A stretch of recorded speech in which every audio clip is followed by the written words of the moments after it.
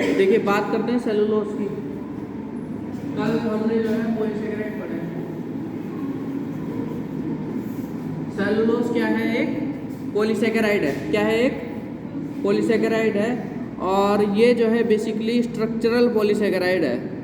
ठीक है, कैसा polysaccharide? Structural polysaccharide. Structural polysaccharide.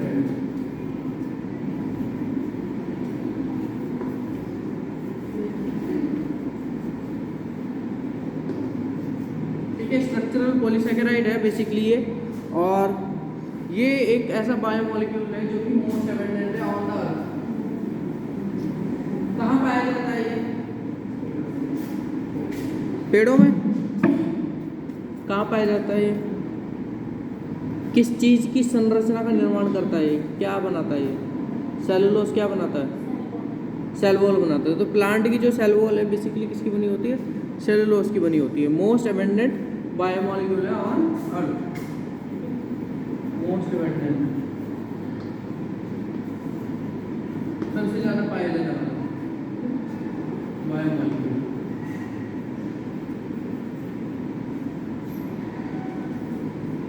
इसके बाद कहाँ पाया जाता है? Cell wall of plants.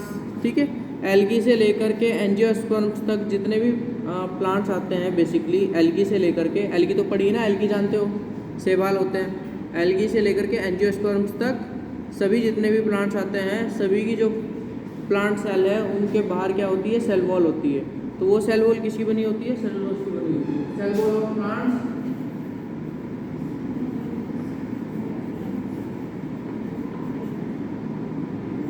Algae से लेकर के एंजियोस्पर्म्स तक।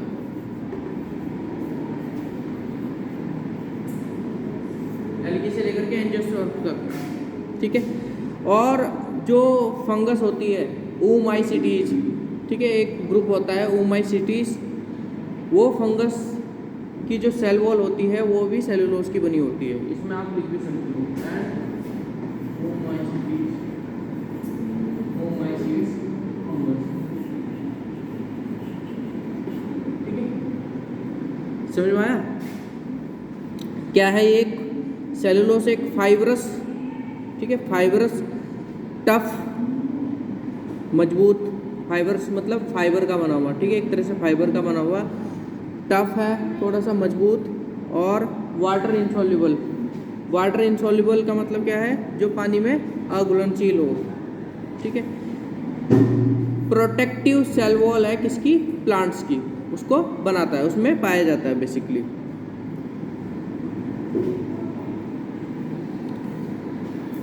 तो जितने भी वुडी पोर्शन होते हैं, जो लकड़ी का पोर्शन होता है पेड़ों की, उनमें जो है ये बेसिकली देखने को मिल जाएगा। ठीक है,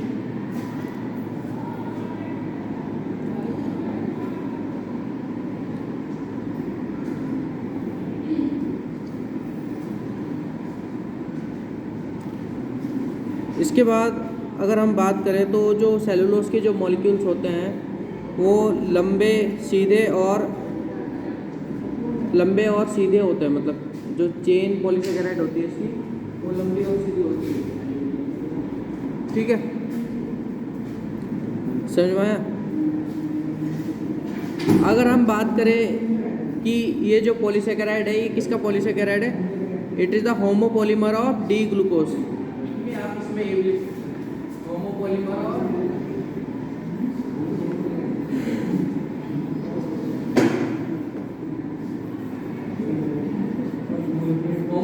ऑफ डी ग्लूकोज। ठीक है, क्या है ये? होमोपॉलीमर है किसका? डी ग्लूकोज का।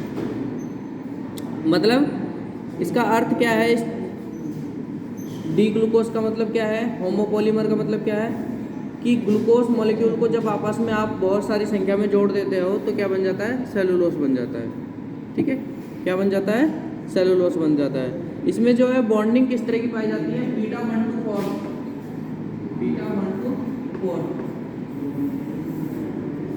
बीटा 1 to 4, मतलब ग्लूकोज के कार्बन नंबर 1 की जो बीटा पोजीशन है, ठीक है, वो दूसरे ग्लूकोज मॉलिक्यूल से उसके कार्बन नंबर 4 के साथ जो है बॉन्डिंग करेगी।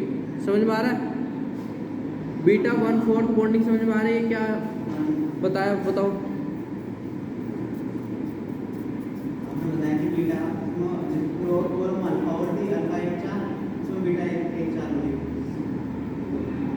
समझाओ, मतलब समझाओ।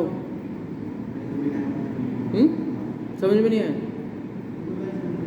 देखो, बीटा 1/4 का मतलब क्या है कि जो ग्लूकोज का मॉलिक्यूल है, सपोज करो ये ग्लूकोज है, ठीक है, तो इसका जो कार्बन नंबर, कितने कार्बन होते हैं ग्लूकोज में?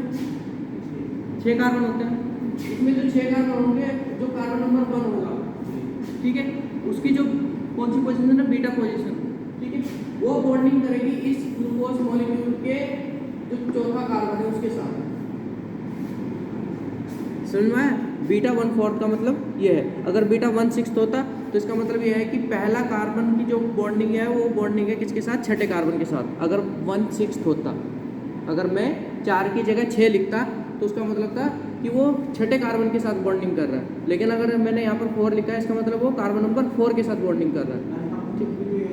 अल्फा बीटा का मतलब होता है कि जो OH ग्रुप की पोजीशन है वो कैसी है, वो अप है या डाउन है, उसके हिसाब से वो बीटा या अल्फा होगा। ठीक है, जो कार्बन नंबर 1 है, ठीक है, उसमें वहाँ पर जो है OH की पोजीशन अप साइड है या डाउन साइड है, वो डिसाइड करेगी कि वो पोजीशन जो है अल्फा होगी या वो बीटा होगी। ठीक है, अगर वो आप देख लेना। ठीक है, समझ में आ गया? बीटा 1/4 तो बेसिकली सीट लाइक स्ट्रक्चर है, जो कि बेसिकली इसमें इंटरमॉलिक्यूलर हाइड्रोजन बॉन्डिंग भी पाई जाती है। ठीक है, सीट लाइक स्ट्रक्चर है।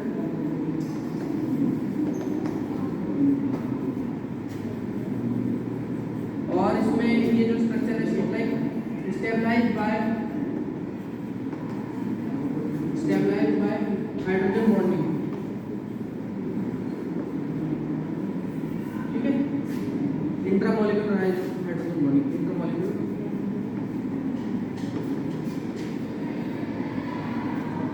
ठीक है, इंटरमॉलिक्यूलर हाइड्रोजन बॉन्डिंग भी इसमें पाई जाती है, जिसकी वजह से जो सीट लाइक स्ट्रक्चर है वो स्टेबलाइज होती है। अब इसका निर्माण कैसे होता है? तो जो प्लांट की जो सेल वॉल होती है, उसकी जो प्लाज्मा मेम्ब्रेन होती है, वहाँ पर एक एंजाइम होता है जिसका नाम है प्लाज्मा मेम्ब्रेन। एक प्लाज्मा मेम्ब्रेन का रेजिडेंट एंजाइम है जिसका नाम है सेलुलोज सिंथेस। प्लांट की जो प्लाज्मा मेम्ब्रेन होती है, सभी को पता है प्लाज्मा मेम्ब्रेन का। ठीक है, सपोज करो ये कोई प्लांट सेल है, ये इसका यहाँ पर इसकी ये वैक्यूल है, ये न्यूक्लियस है, तो ये जो प्लाज्मा मेम्ब्रेन होगी यहाँ पर, ठीक है, यहाँ पर जो है इस प्लाज्मा मेम्ब्रेन में जो है एक एंजाइम होगा जिसका नाम है सेलुलोज सिंथेस। इसकी प्लाज्मा मेम्ब्रेन में एक एंजाइम होगा जिसका नाम है सेलुलोज सिंथेस। सेलुलोज सिंथेस ये किसका निर्माण करेगा? यही निर्माण करेगा किसका? सेल वॉल का। इसके बाद जो है सेल वॉल बनाएगा।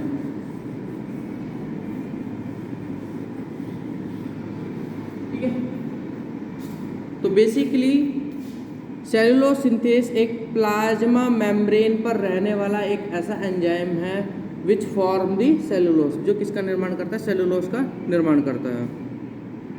ये जो सेलुलोज सिंथेस वाला एंजाइम है, ये एंजाइम एनिमल सेल में एब्सेंट होता है, केवल प्लांट सेल में प्रेजेंट होता है।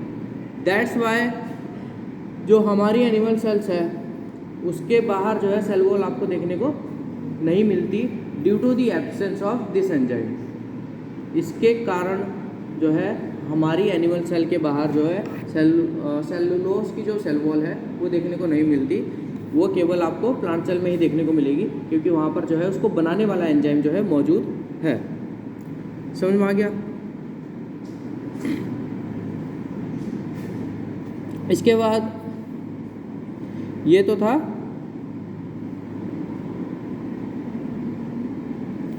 सेलुलोज के बारे में। ठीक है, क्या क्या पढ़ा हमने?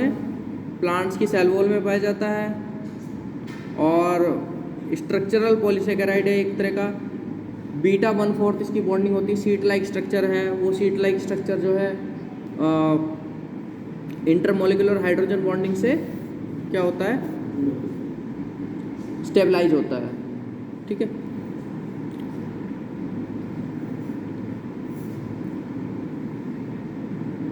जो रूमिनेंट्स होते हैं और जो टर्माइट्स होती हैं, ठीक है, जो रूमिनेंट्स होते हैं और टर्माइट्स होती हैं, उनके पास जो है सिम्बायोटिक एसोसिएशन होता है माइक्रोब्स का, जो बेसिकली सेलुलोज को शॉर्ट चेन फैटी एसिड्स में कन्वर्ट कर देते हैं, जो बेसिकली ऊर्जा सोर्स, मतलब कि ऊर्जा सोर्स का भी काम, एनर्जी सोर्स का भी काम करता है, ऊर्जा स्रोत का भी काम करता है। जो रूमिनेंट्स होते हैं, जानता है कोई रूमिनेंट्स क्या होता है? रूमिनेंट्स और टर्माइट्स। टर्माइट्स तो दीमक होगी, दीमक, घर की दीमक। रूमिनेंट्स क्या होते हैं? पता करो रूमिनेंट्स क्या होते हैं, पता करके आना, ठीक है। रूमिनेंट्स क्या होते हैं? जो बेसिकली घास खाते हैं, एक तरह से जानवर, पशु घर पे बंधे हुए हैं सबके, गाय भैंस है ना सबके घर पे, दीज आर रूमिनेंट्स। तो इनमें क्या होता है, इनके जो भी इनकी आहार नाल होती है उसमें सिम्बायोटिक एसोसिएशन होता है माइक्रोब्स का, मतलब इनके अंदर माइक्रोब्स रहते हैं उनके आहार नाल में, और वो इस सेलुलोज को जब वो घास खाते हैं, घास में क्या होती है, घास क्या है, एक सेलुलोज खा रहे हैं एक तरह से, है ना, प्लांट है, सेलुलोज खा रहे हैं, तो सेलुलोज को वो कन्वर्ट कर देते हैं शॉर्ट चेन फैटी एसिड्स में, जो ऊर्जा स्रोत का कार्य करता है, मतलब ऊर्जा निकाली जा सकती है उससे, शॉर्ट चेन फैटी एसिड से ऊर्जा निकाली जा सकती है। तो आप इसको लिख भी सकते हो कि इनमें जो है सिम्बायोटिक एसोसिएशन है। सिम्बायोटिक एसोसिएशन मतलब माइक्रोब्स उनके अंदर रहते हैं, उनको जगह मिल गई और बदले में इनको क्या दे रहे हैं, सेलुलोज को कन्वर्ट करके दे रहे हैं कि भैया चलो तुम्हारा भी फ़ायदा मेरा भी फ़ायदा, मैं तुम्हारे शरीर के अंदर रहूँगा, मेरा ये फ़ायदा है कि मुझे घर मिल गया, और तुम्हें बदले में तुम्हें क्या चाहिए कि मुझे जो है एक काम कर दो, आप सेलुलोज को कन्वर्ट कर दो शॉर्ट चेन फैटी एसिड में, ठीक है। तो उसने क्या किया, सेलुलोज को, ठीक है, माइक्रोब्स हैं जो वो क्या कर देते हैं, इसको शॉर्ट चेन फैटी एसिड में बदल देते हैं, short chain fatty acids which is the energy source.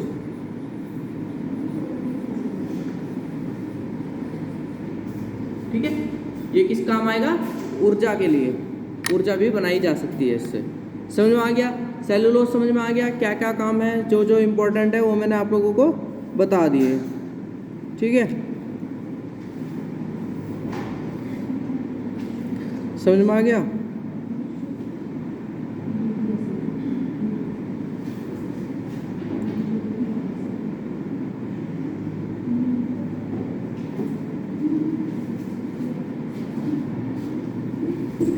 दूसरी बात, अगर हम जैसे हम भी खाते हैं सेलुलोज, तो हमारे शरीर के अंदर भी जाता है, तो हमारे अंदर ये जो है फाइबर का काम करता है, ठीक है, और फाइबर आपको पता है कि डाइजेस्टिव ट्रैक्ट को फिट रखने का काम करता है, ठीक है।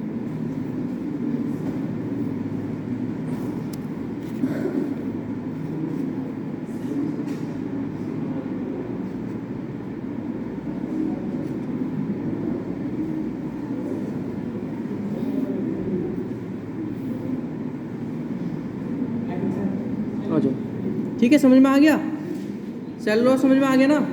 आगे बढ़े, किसी को कुछ पूछना है इसमें?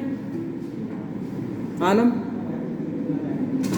ठीक है, सना, क्या short chain fatty acids, energy source, short chain fatty acids लिखा हुआ है यहाँ पर, ठीक है। तो सेलुलोज हमारा कंप्लीट हो गया, इसके बाद हम आगे बढ़ते हैं।